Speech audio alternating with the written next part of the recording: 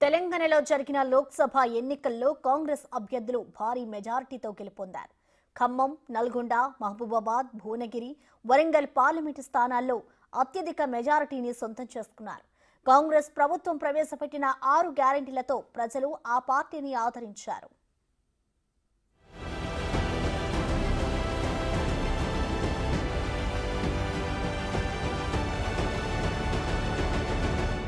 Nalgonda Congress MP అభ్యర్థి రఘువీర్ రెడ్డి ఘన విజయం సాధించారు.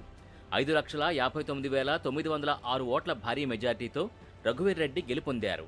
రఘువీర్ రెడ్డికి 7,84,337 ఓట్లు పోలవగా బీజేపీకి 2,24,431 ఓట్లు, బీఆర్ఎస్కు 2,18,417 ఓట్లొచ్చాయి.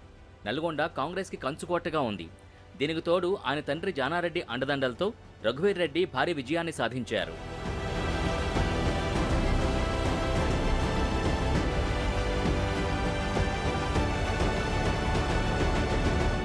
ఖమ్మం జిల్లాలో కాంగ్రెస్ పార్టీ ఎంపీ అభ్యర్థి రామసహాయం రఘురామరెడ్డి అత్యధిక మెజార్టీతో గెలుపొందారు. 4,62,011 ఓట్ల ఆధిక్యంతో సమీప ప్రత్యర్థి బీఆర్ఎస్ అభ్యర్థి నామా నాగేశ్వరరావుపై రఘురామరెడ్డి విజయం సాధించారు. మంత్రి పొంగులేటి శ్రీనివాసరెడ్డి అన్నీ తానే ఈ ఎన్నికల్ని ముందుండి నడిపించారు. ఖమ్మం జిల్లా కాంగ్రెస్ పార్టీకి కంచుకోటగా ఉంది. ప్రత్యర్థులకు ముచ్చెమటలు పట్టించి భారీ విజయాన్ని కాంగ్రెస్ తన ఖాతాలో వేసుకుంది.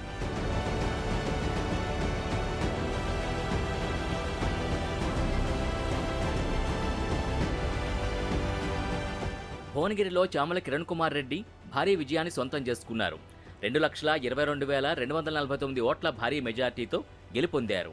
మహబూబాబాద్లో కాంగ్రెస్ అభ్యర్థి బలరాం నాయక్ అత్యధిక మెజార్టీతో గెలుపొందారు. 3,40,965 ఓట్ల మెజార్టీతో బలరాం నాయక్ విజయం సాధించారు. బలరాం నాయక్కు గతంలో కేంద్ర మంత్రిగా పనిచేసిన అనుభవం ఉంది. మహబూబాబాద్లో చేసిన అభివృద్ధి ఆయనకు కలిసొచ్చింది. వరంగల్లో కాంగ్రెస్ పార్టీ అభ్యర్థి కడియం కావ్య ఘన విజయం సాధించారు. 2,19,691 ఓట్ల మెజార్టీతో గెలుపొందారు. కడియం శ్రీహరి కుమార్తెగా కావ్యకు మంచి గుర్తింపు లభించింది.